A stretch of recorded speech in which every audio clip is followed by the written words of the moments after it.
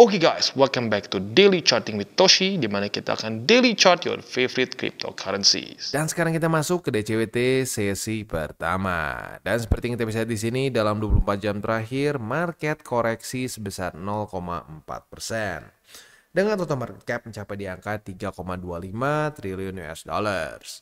Nah, sebelum kita masuk, seperti biasa ada pesan dari Sato. Cara termudah untuk mendukung TCI adalah dengan like our video, ya.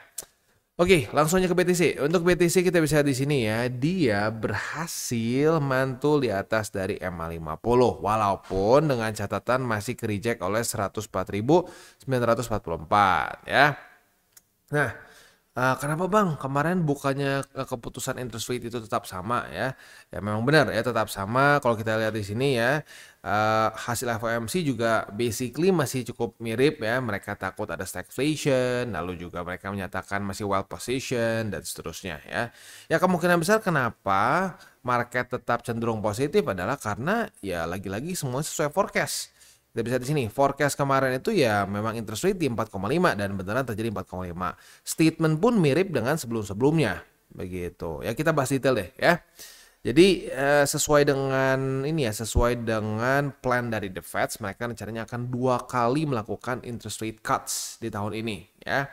Nah, tetapi menurut policy makers ini bisa tetap akan membuat inflasi lebih tinggi. Maybe for the long run lah mungkin ya. Nah, selain itu juga dia menyatakan bahwa ya sekali lagi US masih well position ya menurut mereka sebelum menunggu cut rate selanjutnya. Nah, tapi dia mulai menyatakan bahwa dia atau lebih tepatnya The Fed mulai melihat ada efek dari tarif nih on inflation ya. Jadi maybe ya ini data-data inflasi selanjutnya mungkin akan ada peningkatan sedikit ya. Dan juga Powell menyatakan bahwa ya tarif ini ya belum ada membuat ekonomi US melemah ya for now ya. Nah, tetapi menurut dia tarif at some point itu nggak bisa dihindari, pasti akan ada cost-nya terhadap business dan consumers begitu ya.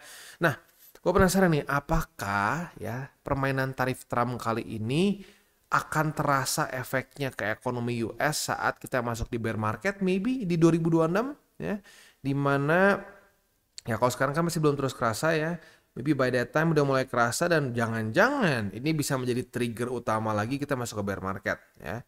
Nah, tapi ya baik lagi pertanyaan paling ininya adalah, yang paling mendasarnya adalah apakah The Fed akan terus memilih untuk monetary policy yang lebih tight seperti sekarang ya, dengan balance sheet terus turun, atau ya sepanjang perjalanan itu dia minimal membuat balance sheet itu mulai netral. Kalau balance sheet mulai netral, nah ya berarti masih ada harapan ya, karena kita sudah sering bahas sebelum-sebelumnya ya. Apabila balance sheet itu netral, kita masih bisa masuk ke altcoin season, karena faktanya di 2017 sampai 2018 ini kita flat kok ya. Dia secara balance sheet flat. Bahkan yang kurang idealnya adalah interest rate pun naik. Jadi interest rate pun naik tapi balance sheet-nya netral aja ya, nggak dalam masa-masa QT gitu ya. Ya kita masih bisa altcoin season begitu. Nah, tapi ya masanya sekarang belum flat nih ya. Nah, apakah kita akan flat dalam waktu dekat atau tidak? Begitu. Jadi sebenarnya gini, banyak orang yang lebih fokus ke interest rate cut begitu. Tapi kalau kita lihat datanya, arguably yang lebih penting adalah balance sheet gitu, karena contohnya di sini di 2017 2018 lah ya, mungkin lebih kerasanya ya. Di masa-masa itu ya interest rate lagi naik kok. Ya, kita bisa di sini interest rate lagi naik. Tapi tetap masih bisa altcoin season begitu. Jadi menurut gua kalau sampai interest rate cut cuma 2 kali pun di cycle ini, ideal nggak? Ya nggak ideal, karena kalau kita di sini kan 2021 lebih gila kan ya. 2021 balance sheet naik ya, masuk QE, dan juga interest rate turun. Ya, lu bisa lihat sendiri efeknya ya bagus gitu kan. Efeknya bagus ke bagus untuk yang pengen altcoin season gitu. Lu bisa lihat persis ini, saat dia mulai naik, kalau interest rate mulai turun ya, si balance sheet naik dan interest rate turun, yang terjadi apa? Ya masuk ke altcoin season akhirnya gitu kan. Kapitulasi besarnya di 2021. Ya tapi baik lagi, Sebenarnya balance sheet flat pun cukup seperti yang kita bisa lihat di 2016. At least datanya menunjukkan itu, ya. So, ya sebenarnya bisa ada harapan sih, bisa ada harapan. Tapi ya kalau sampai si Jerome tidak membuat balance sheetnya flat, ya secara data ada kemungkinan kita bisa tidak dapat altcoin season ya di cycle ini. Alias ya udah aja gitu diam-diam di sini aja begitu, ya. Ya jadi sekali lagi lah ini intinya gua berharap orang-orang bisa melihat ya bahwa untuk altcoin season itu trigger utamanya adalah makroekonomi gitu instead of TA gitu karena nggak ada trigger TA-nya ya kalau untuk altcoin season begitu ya. Jadi ya selama data balance sheet masih terus begini nih trajektorinya masih turun terus ya jangan berharap yang aneh-aneh lah intinya gitu ya karena kalau lu berharap yang aneh-aneh ujung-ujungnya kecewa begitu ya. Oke, itu kurang lebih ya. Kenapa alasannya mungkin hari ini walaupun hasilnya forecastnya tidak turun, tapi market tetap masih cenderung oke lah. Dibilang bullish banget ya enggak ya. Dibilang bullish banget enggak, tapi oke lah gitu ya. Oke, kita kembali lagi ke TA atau sebentar deh. Sebelum kita kembali ke TA, kita mumpung udah bahas soal fundamentals, nanggung sekalian kita ingetin juga ya. Malam ini kita oke, sebentar. Ini kan hari Kamis ya. Sebentar, kok ada perubahan ya? Oke, tuh kan tiba-tiba di ini ya, dikoreksi nih ya. Jadi hari ini udah gak ada apa-apa nih ya. Kemarin kan ada initial jobless claim. Nah, kita udah bahas kenapa kemarin ada, Kamis ada lagi. Nah, ternyata dikoreksi nih ya. Jadi Kamis malam ini udah nggak ada lagi data penting berarti ya dari US. Yep, oke. Sip, jadi gitu aja ya karena kemarin sebenarnya masih ada di sini initial jobless claim ya, tapi sekarang sudah dibatalkan ya karena mungkin mereka sadar loh kok 2 kali. Oke. Next, masuk lagi ke chart. Untuk BTC ya PR utama sekarang ya PR utamanya ini ya kalau yang paling besarnya adalah bertahan di atas dari 100.000 itu masih sama ya.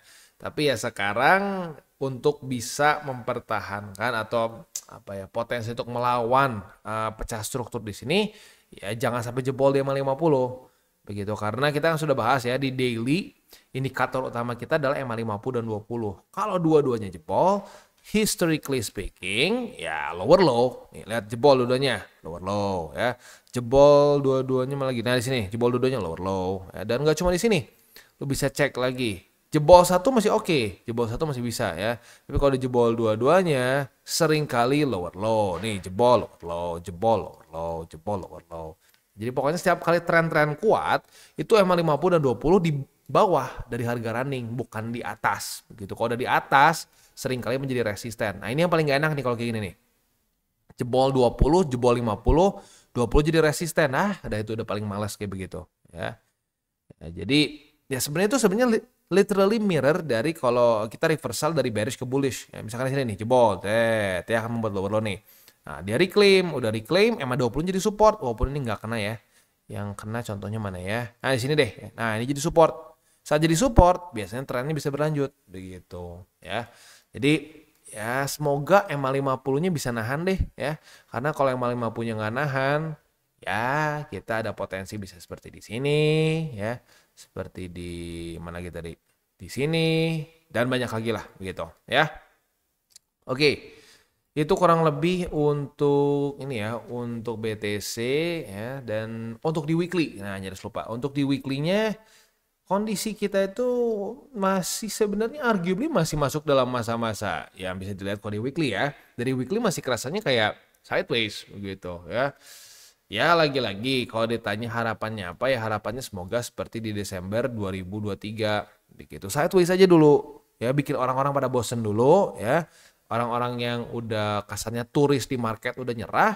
Nah baru nanti yang memang the OGs ya profit akhirnya gitu. Karena sering sekali seperti ini ya.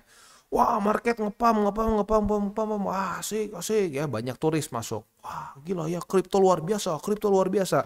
Karena dia ngelihat beberapa minggu hijau gitu. Nah udah gitu dibalikin dikasih market boring ya. Orang-orang yang baru masuk di sini gara-gara hype mulai bosen. Nah nggak tahu kenapa market tuh emang sedikit sadis ya. Jadi mereka tuh kayaknya paling nggak mau orang-orang yang kayak disebut sebagai Bitcoin turis gitu ya. Orangnya cuma masuk gara-gara FOMO itu profit. Kayaknya market tuh nggak suka kalau seperti itu. Jadi setiap kali terjadi rally, baik-baiknya dia kasih sideways, jelek-jeleknya dia banting begitu. Jadi orang-orang yang FOMO masuk rugi gitu. Jadi kasarnya tuh ada yang pernah bilang itu mereka membuang apa kasarnya mandi dulu gitu, mandi dulu supaya orang-orang turis ini pada hilang katanya ya. Ya jadi memang secara apa ya secara naturnya memang orang-orang yang masuk FOMO itu market nggak tahu kenapa memang secara otomatis suka buang orang-orang seperti itu ya. Mereka sengaja bikin takut orang-orang seperti itu. Udah orang-orang semua yang orang-orang yang nggak ngerti di market, orang-orang yang FOMO-nya udah hilang, baru naik lagi gitu. Nah dan akan ngulang lagi, orang yang FOMO itu akan masuk lagi saat sudah ngepam begitu. Dan nggak tahu kenapa, gue juga nggak tahu kenapa rata-rata orang tuh ya apa namanya banyak yang nggak sadar saat Bitcoin rally begitu. Gua pikir kan setiap kali rally ya orang tahu lah gila lah ngepamnya gila. Yang ngepamnya kayak contoh di sini nih, seminggu tuh bisa BTC ngepam lumayan signifikan gitu loh ya. Tuh bisa sampai 20 something. Di otak gua pergerakan 20% coy, masa nggak tahu. Tapi pada faktanya di masa-masa ini ya, di masa-masa 2022 di sini ya. Aduh sebentar. 2022 ya daerah sinilah ya. Ini waktu kita BTC, gue tuh ingat waktu itu BTC udah ngepam sekitar 200 atau 300% gitu ya. Wah udah gede dong ya. Tapi waktu gue ketemu di undangan sama beberapa ya acquaintance lah. Karena gue bilang temen juga enggak lah ya. Acquaintance aja gue cuma sekedar kenal gitu ya. Nah terus dia tahu gue, ya kebetulan dia tahu gue punya Bitcoin begitu. Dia bilang, oh gimana tuh Bitcoin bukan lagi jelek? Gue bilang, hah lagi jelek? Bitcoin udah pam berapa ratus persen. Hah, dia bilang, oh pam. Bukannya terakhir masih jelek ya. Jadi bahkan sampai profit ratusan persen pun orang-orang yang cuma datang tuh saat FOMO doang, saat lagi hype, itu nggak akan sadar kalau ada pergerakan di market. Ya jadi memang gitulah. Kayaknya market itu punya sistem flashnya sendiri. Kalau udah kebanyakan tai gitu ya di market, kebanyakan orang-orang over leverage, kebanyakan orang-orang yang nggak ngerti tapi masuk di market, itu mereka akan per berapa lama sekali kayak buang ya itulah nge-flash tai yang ngambang di itu mungkin ya, tai yang ngambang di toilet begitu ya. Jadi ya memang market ini luar biasa lah begitu ya, luar biasa sadis. Makanya kenapa orang-orang yang bersabar, orang-orang yang ya nggak mencoba untuk timing the market malah sering kali profit kan, asik profit gitu. Sementara orang yang coba timing the market stres gitu karena jadi kena mental ya. Ya kayak contoh lah ya, yang paling terakhir yang gue masih inget tuh atau kenapa sempat semasa orang teriak-teriak semua, ngapain beli di sini bodoh katanya ya, BTC bakal ke 95.000. Sebenarnya kalau mau ngomong secara TA-nya ada logiknya nggak? Sebenarnya ada ya, di sini memang ada struktur begitu. Tapi pertanyaannya kenapa harus ke situ? Kenapa nggak bisa naik? Oh tapi nggak, banyak yang bersikeras nggak, ini harus turun dulu. Kenapa ya? Biasalah ada tebak-tebakan gitu kan. Ternyata nggak sampai kan. Nah udah nggak sampai gimana? Kacau kan? Nah ya itu, jadi orang yang tebak-tebakan tuh akan sering kena mental karena ya mereka sendiri yang membuat diri mereka tuh rentan kena mental begitu. Karena mereka nebak market harus gini, market harus gitu. Kadang-kadang bisa berdasarkan logika. Ini struktur nih, ini pelemahan nih ya, kita bisa di sini nih ya, sideways lama, ini udah pasti turun. Nggak ada yang pasti. Itu taunya lanjut kan? Nah gimana? Nah ya itu yang banyak bikin orang jadi hancur. Itu, dan kadang-kadang nggak bodoh kok, serius ya. Argumennya tidak bodoh, argumennya berdasarkan ya berdasarkan bukan fakta ya, tapi berdasarkan data yang pernah terjadi sebelumnya juga. Nah tapi karena mindset mereka salah, rugi beli di sini buat apa? Ya nanti juga turun, pasti turun. Nah ya mindsetnya itu pasti, tidak mungkin tidak ya, ya sudah hancur lah. Ya. Dan orang-orang yang tadinya mungkin masih pakai logika gitu ya, masih lihat pakai data sebelumnya, karena udah ngepam, udah ke bawah FOMO, udah nggak pakai otak lagi begitu. Nah itu yang bikin kacau ya. Dan makanya kenapa gue pernah bilang berapa kali sebelumnya, mindset itu lebih penting dibandingin lu TA jago, fundamental jago. Karena TA dan fundamental jago tuh tidak menjamin lu akan profit gitu ya. Oke, itu kurang lebih ya untuk makronya udah beres ya sebenarnya. tinggal ya udah kita masuk aja ke buy limit. Tetapi sebelum kita masuk ke buy limit seperti biasa gua akan disclaimer dulu bahwa semua konten dari TCI bukanlah financial advice. Ini semua bentuknya adalah edukasi ya. Lalu bagaimana cara mendukung TCI? Ada banyak caranya. Lo bisa like our video, bisa share our video, atau juga bisa menggunakan link referral kita di bawah. Dan sekarang kita akan dengar dulu pesan-pesan dari sponsor kita pada hari ini. Oke, today's video is brought to you by Margex. Dan Margex ini adalah suatu platform yang fokusnya lebih ke trading futures ya. Nah, yang menarik dari Margex, mereka ini sekarang sedang ada event trading competition dengan price pool sebesar 1000 USDT, dan setiap ada 1 juta USD dalam bentuk trades akan add 100 USD lagi ya. Ini berlangsung dari tanggal 25 Mei sampai tanggal 30 Juni. Jadi masih ada waktu yang cukup panjang ya. Nah, untuk event ini sendiri ya, quite simple ya, kita tinggal buka a single trade ya dari $10 sampai 100 USD ya. Nah, di situ lo akan eligible untuk mendapatkan reward. Nah, ini untuk top 20 user. Jadi ya lagi-lagi ya, siapa yang paling tinggi maka dia akan menang gitu. Jadi untuk trading competition sekali lagi 1000 USD dalam bentuk price pool, dan juga setiap kali ada tambahan volume sebesar 1 juta USD akan ada tambahan 100 USD lagi ya. Berlangsung dari tanggal 25 Mei sampai tanggal 30 Juni. Nah, untuk Margex sendiri ya, mereka itu seperti yang gue bilang tadi di depan ya, fokusnya lebih ke futures. Nah, di sini walaupun ya fokusnya ke futures, bisa juga convert lah. Untuk convertnya ini, lo bisa convert ke beberapa major cryptocurrencies ya. Kayak contoh, lo mau beli dari USD, misalkan mau ke mana? Ke BTC gitu. Nah, lo bisa beli gitu ya. Ke beberapa major cryptocurrency bisa ya. Nah, tapi baik lagi fokusnya lebih ke futures. Nah, selain itu juga buat lo yang mungkin memutuskan sudah ya lo pengen belilah beberapa major cryptocurrency di sini, jangan lupa di sini juga ada earn, ada staking ya. Nah, staking ini bisa lo manfaatkan untuk bisa mendapatkan yield dari kripto yang sudah lo akumulasi gitu ya. Nah, selain itu juga ya, di sini kita ada copy trading. Nah, untuk copy trading ini ya tentunya buat orang-orang yang mungkin merasa, "Ah, Bang, gua udah coba trading sendiri nih Bang, tapi mungkin gua ngerasa masih belum puas. Kayaknya ada orang lain lebih jago daripada gua." Nah, lu boleh lihat misalkan di sini ya. Lu bisa lihat dari misalkan ROI tertinggi, follower terbanyak, lalu equity mereka, dan banyak lagi. Setelah itu lu bisa follow ya. Nah, itu sih kurang lebih ya untuk di Margex. Sekali lagi, mereka eventnya itu masih berjalan cukup panjang ya, sampai akhir Juni.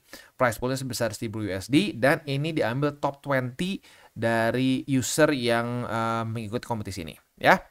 Nah, selain itu juga mereka itu ada ini apa namanya, ada bonus up to 10.000 USD dalam bentuk deposit bonus ya. Nah, tentunya bukan buat IWD ya, tapi misalkan lu masukin 10.000. Nah, itu akan 20%-nya dalam bentuk kayak semacam kredit lah ya. Nah, kredit itu berguna untuk apa? Berguna untuk lu buka posisi ya, tapi ya kasarnya nggak pakai duit lo. Jadi kayak inilah, kayak kredit di mana nggak akan ngurangin hasil depo lu. Begitu ya. Nah, itu jadi cukup berguna buat orang-orang yang ingin apa namanya, ingin membuka posisi, bisa menambah margin lu juga ya, dan seterusnya. Jadi buat lo yang tertarik, silakan bisa menggunakan link referral kita di bawah dan mulai trade di Margex. Dan kita masuk ke Bitcoin. Untuk Bitcoin, bagi lo yang agresif, sebenarnya sebelum jam 1 udah dapat ya. Kan kalau gue bilang kemarin kan yang agresif, ya lu boleh lah initial jobless claim lu biarin gitu. Initial jobless claim kan kemarin tuh di jam setengah 8 ya. Lu biarin nggak apa-apa, tapi gue sarankan jam 1 tutup karena possibility-nya bisa volatile gitu. Nah, buat lu yang jam 1-an gitu ya, kalau sampai nungguin jam 1 sebenarnya udah kena target TP sih ya. Kita bisa di sini saat tanggal 18 ya, jam 1-an mana sih? Ya di sinilah nih. Jam 1-an kan drop. Tapi kalau perhatiin di sini jam 9 udah kena target TP gitu. Jadi sebenarnya buat lu yang agresif, buka di MA50 kemarin sudah kena target TP walaupun tipis ya profitnya ya. Ya tapi lumayan lah apapun itu ya, sehari bisa dapat 0,71% sih, not bad tetap ya. Nah, buat yang kebablasan ya sebenarnya ya lu masih dikasih kesempatan tuhnya. Untuk hari ini untungnya masih dikasih kesempatan ya. Ya silakan TP begitu. Dan kemarin waktu jam 1 sebenarnya ada volatility. Ya, kita bisa di sini menuju ke jam 1 juga mulai drop, tapi akhirnya benar-benar daily close yang mulai beresnya itu di di jam 1 subuh ya. Tapi uniknya naik lagi. Begitu. Hanya sejam saja merah and then rally lagi begitu ya. Ya kalau secara fundamentalnya mungkin orang-orang sadar bahwa ini basically speech yang sama seperti bulan-bulan sebelumnya. Jadi ya sudahlah, back to normal mungkin seperti itu ya. Oke. Untuk sekarang posisi short bisa nggak bang di ini di struktur ya kalau kita lihat di sini kan retest 1 retest 2 nih boleh dan buat lo yang sudah buka sebenarnya udah kena target TP dan ya profitnya kecil sih ya. Tapi kalau buat lo yang mungkin belum buka ya gue sarankan jangan deh. Kenapa? Karena ini terlalu kecil ya terlalu tipis lah begitu. Jadi ya buat yang kelewat ya sudah jangan dipaksakan ya. Nah, untuk posisi spotnya ada di MA50, udah di retest 3 kali ya, dikasih kesempatan berkali-kali, ayo jangan sampai, aduh bang, gue gak sempat beli, bukan gak sempat, itu namanya nggak niat beli, karena udah 3 kali nih dikasih kesempatannya ya. Lalu ada juga di angka 103.000 lebih 62 USD, dan di 101.199. Next kita masuk ke Ethereum. Untuk Ethereum kita bisa di sini retest 1, retest 2 sudah terjadi di angka 2464 juga nih. Nah, berarti secara SOP sudah punya posisi long. Tapi kalau gua kemarin kan enggak, gua ambil karena ya possibility inilah ya, possibility si Jerome ya, karena we'll never know. Kadang-kadang Jerome tuh bisa ada surprise gitu ya. Kayak di 2019 yang gua masih terus ingat di otak tuh ya. Statement bulan Juni ya. Katanya tidak ada rencana untuk penurunan interest rate. Julinya turun, ya kan? Nah, jadi bisa kadang-kadang tuh ada surprise begitu. Nah, tapi ternyata kali ini tidak ada surprise. Basically the same exact speech, ya, dengan bulan sebelumnya. Mungkin ada tambahan sedikit lah, tambahan tarif mulai kerasa begitu. Tapi sisanya ya udah, ya sama persis lah begitu, ya. Nah, buat yang punya posisi long di sini target TP-nya ada di angka 2552, ya. Nah, untuk posisi spot ada di angka 2464, lalu MA50 sudah cukup dekat jadi kita satukan aja ya, boleh pilih mana ini atau ini ya. Lalu yang kedua di 2363 dan yang ketiga di 2294 ya. Itu kurang lebih untuk DCWT sesi pertama ini ya. Sebelum kita tutup, jangan tipis-tipis aja ya. Ya dari dari views dan lain-lain I can get it ya, mulai banyak orang-orang yang sepertinya bosen nih, bosen ya. Ethereum aja kita bisa lihat dalam beberapa hari terakhir ya cenderung di sini-sini aja kan, cenderung flat gitu.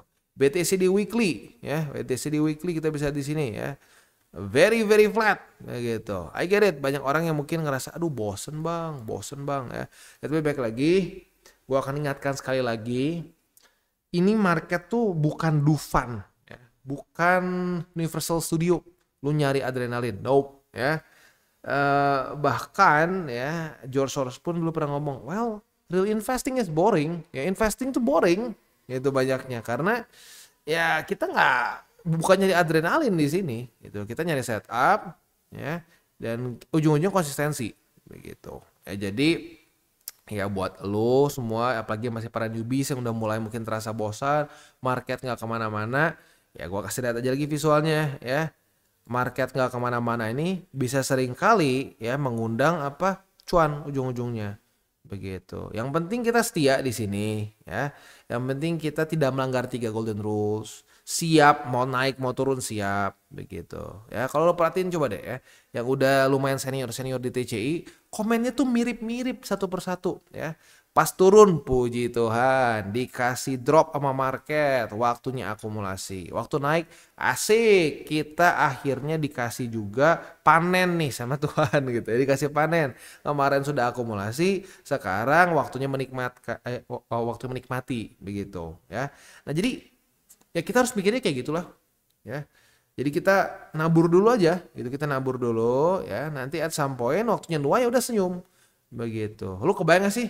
Lu kebayang gak kalau misalkan gini ya, lu mau jadi petani nih, lu nabur, lu harus ngomong ini pokoknya besok harus udah tumbuh daun 1 senti di sini nih ya. Besok harus udah ada dahan diameternya 20 senti, harus segitu. Nggak bisa, nggak boleh lebih kecil daripada itu. Hancur nggak lu trading kayak gitu? Atau bukan trading, sorry. Lu hancur nggak kalau jadi petani kayak gitu? Hancur kan? Ya udah, petani itu ngapain? Lu nabur, ya, lu jagain itu semua, ya, semua semua seednya jangan sampai dihancurin sama binatang lain, ya. Sisanya ngapain? Ya nunggu, gitu. Lu punya, ya, rough estimate, seperti kita punya rough estimate di kuartal 4, November, Desember biasanya, ya, untuk TP besar. Panen besarnya kemungkinan besar di situ, seringnya di situ, gitu ya. Ya tapi kita nggak akan ngedikte lu ya, lu benih ya, besok harus tumbuh sekian ya. Harus begini, harus begitu, enggak kan? Ya, nah jadi semoga lu dapat lah dengan analogi ini ya. Petani aja kan saat dia nanam nggak setiap kali direcokin itu ya, nggak setiap kali apa namanya dibawelin itu kan si apa namanya semua tanaman dia. Ayo cepat tumbuh, enggak kan? Ya sudah, sama. Yang penting kita tabur, kita udah jaga semuanya, ya udah tinggal kita nanti tunggu masa panen, ya waktunya panen ya bersyukur, udah begitu. Ya, dan bersyukur itu satu hal yang sangat diperlukan untuk seorang investor begitu ya. Nah, karena gue udah pernah bahas dulu ya. Ada yang curhat ke gue, Bang, salah besar gue tuh ya, Shiba gue udah profit 1000% lebih, 1000% loh ya. Lu modal sejuta aja jadi 10 juta begitu ya. Tapi karena memang gue susah bersyukur, Bang ya, gue susah puas gitu ya, dan ya sebenarnya ditambah juga dengan komunitasnya ya yang terlalu mungkin di masa itu toksik lah ya. Ada yang nanya jual dikit dihajar bareng-bareng gitu ya. Ya, tapi intinya apa? Ya kadang-kadang karena kurang bersyukur begitu. Udah dikasih 10x pengen 20x, udah dikasih 20 pengen 100x begitu kan. Jadi udah waktunya TP tidak di TP-TP begitu. Jadi sangat penting untuk kita bisa bersyukur tapi punya target juga begitu. Ya jadi kita tuh kayak harus naik anak tangga lah begitu ya. Saat kita capek berhenti dulu. Kita berhenti, kita duduk tuh di anak tangganya. Jadi kita bisa lihat ke bawah, kita bisa lihat udah berapa banyak anak tangga yang kita lewatin. Kita bersyukur, puji Tuhan, kita sudah bisa berhasil naik 1000 anak tangga, 2 juta anak tangga, begitu ya. Nah tapi udah beres, udah nggak capek lagi, ya lu berdiri lagi dan lihat lagi ke depan, naik ke atas lagi, begitu ya. Jangan cuma ngelihat ke depan terus nggak pernah ngelihat ke belakang, jadi tidak bisa bersyukur, begitu ya. Akhirnya lu kesandung malah jatuh, mulai lagi dari awal gitu kan. Tapi di waktu bersamaan juga jangan cuma lihat ke belakang terus, aduh baru naik 2 tangga, aduh baru naik 2 tangga. Kapan majunya kalau kayak gitu juga kan? Ya jadi ya seperti itu. Waktunya untuk fokus ke depan ya lihat ke depan, waktunya capek duduk dulu. Ya, lihat ke belakang ya, nikmati, syukuri apa yang sudah kita dapatkan. Begitu, ya. Oke, kita tutup dengan 3 golden rules. Jangan pakai uang panas, jangan over leverage, berpikirlah jangka panjang, dan salam tabur tuai. Ingat, apa yang lo tabur akan lo tuai, jadi taburlah sebanyak mungkin hal baik. Oke guys, jadi itu adalah akhir dari segmen DCWT kita pada hari ini. Dan jangan lupa bagi kalian yang merasakan manfaat dari segmen ini, jangan lupa untuk share ke teman-teman kalian. Dan apabila lu pengen mensupport channel kita, ya TCI, jangan lupa untuk menggunakan link referral kita di bawah. Nggak wajib ya, tetapi apabila lu menggunakan link referral kita di bawah, ada macam-macam ya, dari Bybit, Huobi, Maxi, toko kripto, dan banyak lagi ya. Ya, walaupun nggak wajib, tapi kalau menggunakan link referral kita, lu secara langsung membantu perkembangan dari TCI. Dan satu lagi, jangan lupa juga untuk join Telegram group kita, di mana kita bisa ngobrol-ngobrol santai mengenai dunia cryptocurrency secara 2 arah. So, jangan lupa untuk like, subscribe, click the bell icon, and see you on the next video.